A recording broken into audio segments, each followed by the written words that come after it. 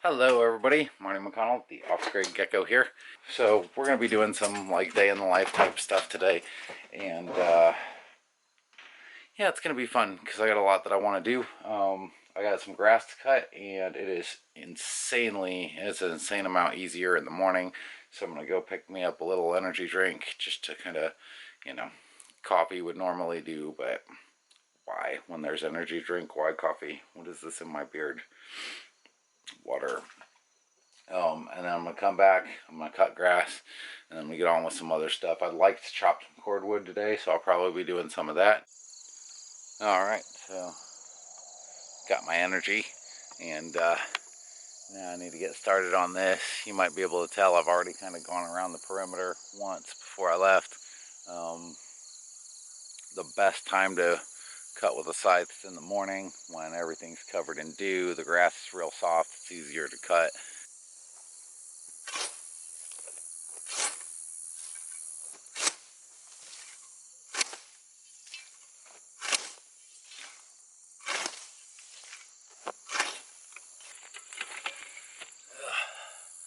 Alright, well, that part's done. I'll take it right out of you. I tell you what, a little workout for the morning. The truck's got a flat tire this morning. It's not totally flat. I slimed it like 3 months ago, and I've had to put air in it like 3 times since then. I think I'm going to go ahead and change that in the morning while it's cool, get that loaded up in the back, and then I'll try to make a trip to town today and get a new tire for my spare. So my beehives they don't have bees in them yet, but I am trying to like sort of keep this area free and clear from weeds that will prevent ants and stuff from getting in there. So if some bees come in the spring and they decide this is a good place where they want to build their home, then that'll be something cool for them. I usually try whenever I'm over here to check these boxes and just see what's going inside. As long as I don't see roaches, I think I'm good. So just pull this off, pull a frame out, and look down in there. I don't see nothing. There's usually a couple ants in there like that, trying to get to whatever little honey and bait that I had in there for the bees. But I don't see any of that going on today.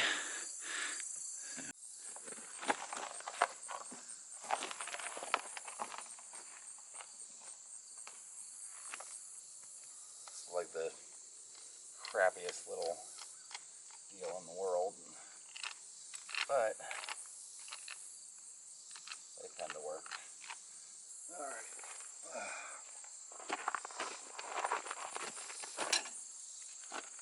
Loosen these puppies up. What in the hell tightened these?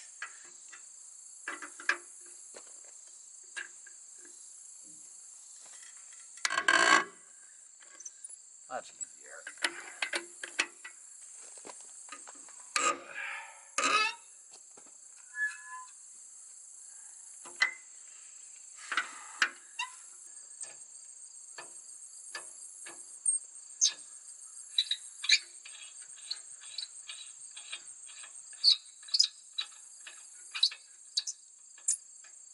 There. Alright. I don't know if these are the same size. 265/70, 265/70, 17. Yep, they're the same size. Look like the same kind of wheel. Just need to be rotated, and this one's full of air, so apparently it ain't gonna go on there as easy as the other one come off.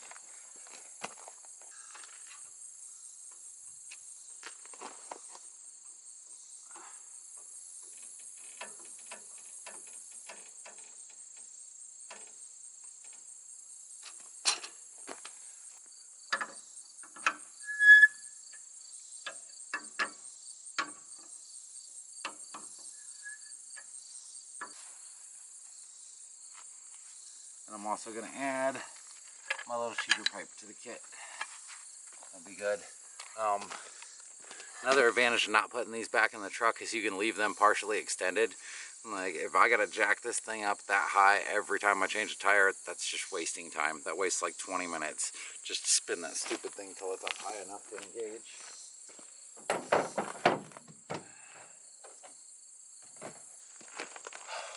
we're done with that little chore, and it is getting a little hot, so I don't know how much chopping I'm gonna get done. All right, so I'm up here in a pocket. You see me? I can't see me. I don't know. So I got a pine tree right here. I've got an oak tree right here, and I've got a little dead standing. I thought this was a locust, but I don't see any spines on it. So it may be a cherry tree. Whatever it is, it's toast. It's dead standing. There's another cherry tree right there. It's growing kind of half-assed straight. I may leave that one, even though it's pretty young, but just clear out some of this scrub and open the area up. And there's another cedar tree back there that's not too dense, so if I still have any energy left when I get done with this mess, I'll clear this out. This guy you can't see in the video, but there's a split trunk, so you got this little wiener sticking out right here, and then the rest of this, no fat wood. The rest of this is growing pretty much straight up and down, so I'm going to knock these two poles down. I can get some cordwood off of them. Pine's not the best wood in the world, but it keeps my little furnace growing. As usual, clear off all these little branches into my eye. I'm going to fall that way. Right?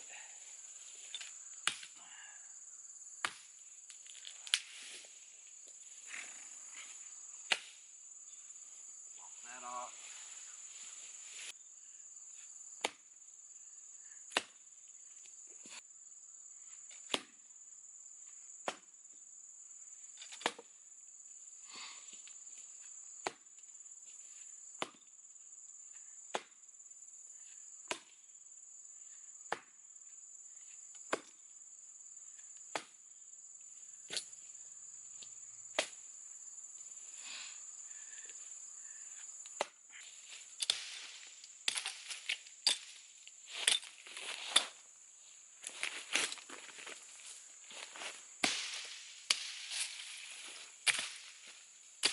This one got a big nasty vine hanging in it.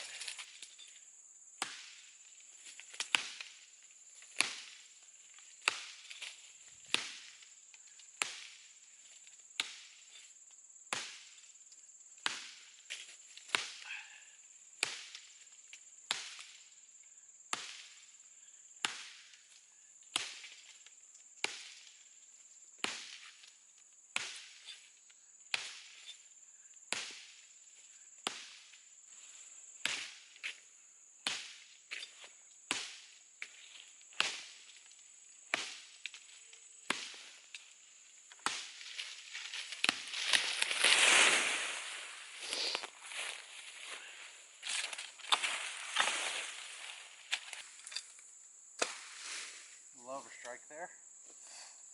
No damage.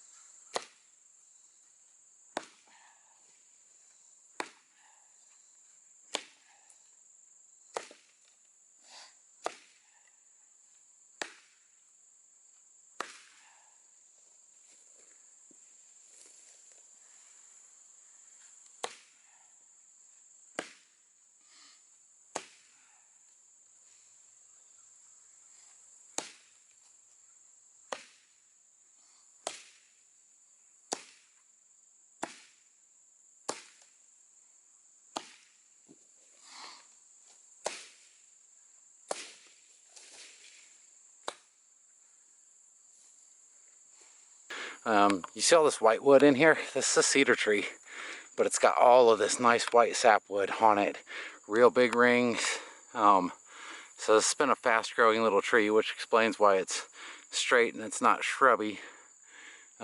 This might be a good wood for me to practice doing some cedar hand drills out of, or bow drills, because they say the resinous core you don't want to use, but this white wood around the edge can actually be used, supposedly. So I'll have to give that a try. I'm gonna have to set 1 or 2 of these logs aside, and that'll be my first playing with wood of the year. But in the meantime, I'm just gonna get it knocked down and packed up. All right, that's enough for today. I'm gonna get all this out there piled up on my cordwood challenge pile. Most of this was cut today, maybe about half of it. Definitely cut enough to keep my house warm for about a week in the winter time, so it doesn't take much to put up a little bit of wood. That's one of the things this challenge teaches you, is you can go out physically with an axe, and technically you can get enough wood put up to get you through if you had to do it. You know, feels good. All right, so I made it to the store and the tire is still aired up. That is a good sign. Went ahead and got me oh god, and my camera's all messed up. Look, there's my messy truck. Got me an energy drink. And so now I'm gonna head to town where people get stressed out about everything. Everybody's always angry because the internet says that tire store at Walmart's gonna be open till 6, I think. We'll see. Yeah, you hear that little whining back there? The thing is, it needs to be balanced, so probably take care of some of that. I mainly just don't want to buy a new tire, so if I can use this one that I have in the back and get it on there, on the spare, get both of them balanced, and get, I guess, the regular tire back on the truck, that will be the best thing. This thing's making all sorts of noises. I don't like it. Okay, that was actually pretty painless, surprisingly. They told me I was going to be waiting forever, but I didn't feel like it was that long. Hey guy, Yes, sir. I didn't notice till I pulled your truck out, and I thought it was air conditioner fluid, but I got to looking at it, and it smells and looks like antifreeze. Antifreeze, yep. Yeah, okay, I didn't know if you were... Is there any way you could tell where it was leaking from? Because I've been looking for it for a week. And we found the antifreeze leak, so it's not a blown head gasket. Awesome. I got some of this stuff. I'm just going to throw it in the kit here. It's that green slime type deal where you just air your tire back and you're good to go back on the road again, just in case. One of my tires, he said, could not be repaired, so I've got that piece of junk right here. It's actually pretty flimsy, so we'll find another use for that and repurpose it. And I got a bunch of sewing shit while I was in there, so I think I should be good to go on my little sewing machine project. Let's get on the road before people start thinking I'm crazy and talking to myself. Alrighty, here we are, home sweet home. Crank this up a bit. Sort of. So this is the bottom part of my property. I've got that big barn back there, but I never use it for anything. I think there's some stuff stored in it. Anyways, I'm ahead on time for the day. So, coming down here to this little stream. There shouldn't be anybody else around. Maybe a car driving by occasionally. But when I first got out here, I kept looking at these rocks, and I'm like, this is all junk, it's trash, you know. Got stuff like this. It's just flaky and falls apart, and it's mostly quartzite. So it's not real temperature resistant. It's hard to make anything really good out of it. There's some flagstone and some flat stone that I started finding though. And so over time I'm learning that these rocks are more than they appear on the surface. Go a little further in to head up this discussion. So I like coming down here, and the stream's dry right now, so I'm walking right down the middle where the water would be. Go ahead and prop this up on a rock. But my hope is to find an area where some rocks have settled down and had a chance to smooth out a little bit, and then I can maybe find some chert or some flint. Okay, so flint's a type of chert, obviously, but you look down at these rocks, have a look, they're all weathered, same color. They look rather dull and they all look like trash, but if you start breaking them open, then you find out that what's on the inside doesn't always match the I guess the standard status quo. So this is a piece of quartzite. Sorry. Wow. Go ahead and tune this up a little bit. It's really, really shiny on the inside. Like I said, fine grain. It's still rough when you run your hand over it. And when you break this, it breaks just like this. It breaks off nice, flat, even. So if you strike it on the edge, like these corners will chip out. See if I can show you real quick. This piece might be too small. Yeah, it's chipping off a little bit on that corner. So the way to sharpen this is to actually chip it along the edge and then knock off all those little pieces until you're left with something like an edge. Now you're not going to get this super sharp that way, so it will require some finishing by grinding. But basically how you figure out what a rock's made of is you take a rock like this one, I believe this is sandstone, and then you find yourself a good hammerstone somewhere. So where's that piece of stuff that I was using? It doesn't even matter. Use this, and you just basically smack the rocks together. And real quick, they're going to give up their analysis, not just by what they look like on the inside, but also by how they flake off. So this exterior coating is smooth because water's been running over this guy for years and years and years, and it's just sort of smoothed off and dulled the face. Whatever it is, it's tough. So yeah, quartzite. This is actually fused up pretty well, and it's a lot smoother. It's more of a crystalline pattern there. It's fairly smooth to the touch. It's almost like a 300 or 400 grit surface where it cleaved off. So that's some pretty consolidated, tough stuff. I'm just breaking off little tiny pieces, but yeah, that's chert. It's not a very good example there. I like doing that, spending time down here by the river on my own, and or by the dried up seasonal creek, as it were, and just looking at the rocks, smashing them together, and see if I can find a good piece somewhere here close to home so that I don't have to go down to the river to find a piece. Ancient people would have traveled, you know, hundreds of miles to find a good stone for making tools out of. And like I said, what you're looking for is what you would think of as like a cobble or a large flat pebble or something along those lines. Something that's more flat, something this shape basically, but smooth all the way around. And then you could just go around it and chip off whatever you needed, and those little chips would make small knives and cutting implements, and then the larger chip could be shaped down into something like an axe. So, always on the lookout for that, always honing my primitive skills, and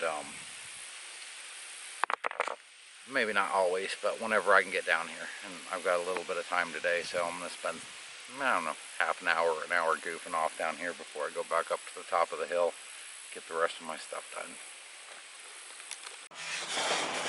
I'm back from my rock finding expedition. There's still one in my back pocket. Figure I'll break out the Walmart bag and show you all this neat stuff that I got. Needles for my sewing machine. Not that I have a broken one yet, but just in case I break one. Got a little box of pins. Now, what really drew me to these was number one, the low price, and number two, the fact that they come in their own little plastic case, so I don't have to worry about them going everywhere. But I did find these in the beauty section, and they're kind of a, you know, they're kind of pointy. They seem really solid, so probably good enough for prying out ticks and splinters. We'll see. I'm going to throw them in the first aid kit. Some bigger needles to supplement my sharps and my I don't remember the names of all the different needles. I've got like sharps, and then I've got the next size up, and now I've got these, which are dull needles, it says. Fairly pointy, very large, and there is there's two of each of the smaller size in here, and there's one big one that's about the size of a sail needle, and this looks like it carries some pretty heavy duty thread. So that's what I'm looking for, basically. That the black thread that I have that's really strong is like miniature rope, so it won't go through a normal needle. So I need something a little more strength to go ahead and punch holes in denim. Bobbins, they look like they're the right size, and they say class 66, which I think is what I was wanting. Got some more black thread because my black thread's on the sewing machine, and I do hand sewing still. This is 100% polyester, which is my new, after doing a little minimal research, I just kind of decided polyester seems to be the best kind of thread for the qualities that I want it to have. Now this stuff is a 70% poly mix, 75% poly, 25% cotton, I believe. But this is button thread, is how it's advertised, and it also had a little thing on there on the rack that said this is basically the strongest thread that we have for hand sewing. Ashes to ashes and dust to dust. I don't create a lot of garbage, but I don't create a whole hell of a lot of garbage. Fill up my trash can, which is basically just a box that I've got like a little propane heating stove thing. Yeah, I fill that about halfway up every 2 weeks, so I don't have to burn very often. And I'm usually pretty selective about what I'm getting rid of, because if there's anything I can use around here, I don't throw it away.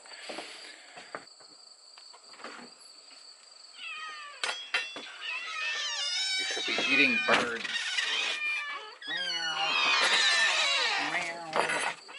And you should be teaching your kittens to eat birds. I'm not making any nests right now. They're hard to catch when they're flying. Alrighty, where are the other two? Apollo, Peanut, food.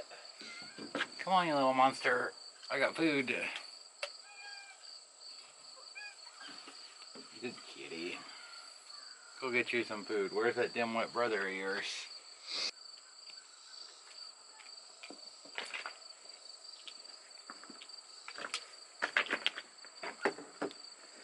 Monsters. Yes, it's very exciting around here at mealtime. So, threw another Dr. Pepper box in the fire that I found in the car. There's probably more stuff in the truck that needs to go in there. I'm getting kind of tired, so I'm going to wear it down, hang it up for the night. Found these in the truck, and they are already cut and sliced and diced, so I'm assuming this is extra fabric at this point. So one of these days I will figure out something to do with it. So, just remembering things in order of operation. There's something else I have to do before I go today. This is my wood pile. This is the pile that stays outside. It's rained on, snowed on, beat on, cats climb on it, whatever. So I've got to take this wood and move it from the pile over to here in the pole barn, where it'll stay nice and dry and safe from critters. And I need to cut down some of this tall grass so I stop having to walk through it. But, you know, time and tide. Everything will get done in its own time. So that goes there. Got pile number one. Pile number two over there behind the garlic and all this wood. And stuff tends to stay dry in here, so. Alright, I've got my camera on extremely high settings right now because it is getting dark out. I think that's about enough for today. Those are filled. I usually like to stack them a little bit taller than full. Looks like a lot of wood, doesn't it? Yeah. It gets really cold, that'll last about a week or two, and then I'll be topping it back off. There's still a little light looming over the horizon over there. Say hi, kitty. Meow. Extreme close up. Yeah, I'm going to take a shower. Ugh. Good enough. Okay, shower's over with. I'm over with. I just went out and checked the coolant in the truck, and it seems like it's holding now. So all I needed was that little hose clamp, and that just cleared everything up. It's been a long day, longer day than I thought. I woke up this morning expecting to go to work, and I was like, okay, I don't have any work to do. I'm gonna just chill out all day, and this is my definition of chilling out, I guess. I really appreciate you guys watching this. I don't know how long it's going to be once I butcher it up. I'm going to be doing some of that on the computer. I'm going to be giving the cats some attention and watching the fire for the rest of the night. So, thanks for watching. Don't forget to subscribe if you haven't already. And leave a freaking comment once in a while. That would be cool. Comments are good. Let me know who you are, what you're doing, what you think. If there's any kind of stuff that you want to see about how I do things out here, I'm more than down to make videos, because it's normally stuff that I'm doing anyways. All I got to do is click on the camera, so let me know. Until next time, this is Offgrid Gecko signing off with the little Boy Scout salute thing, and I will see you all very soon.